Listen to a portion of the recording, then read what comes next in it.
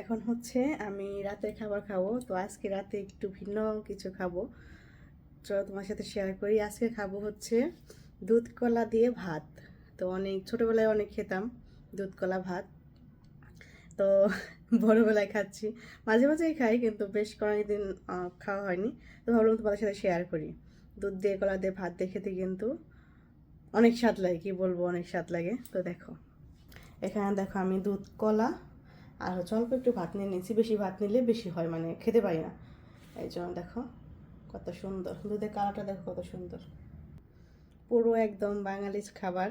বাঙালি বলতেই মনে করো আমাদের ভাত ছাড়া চলেই না, সব কিছুতে আমাদের ভাত দরকার।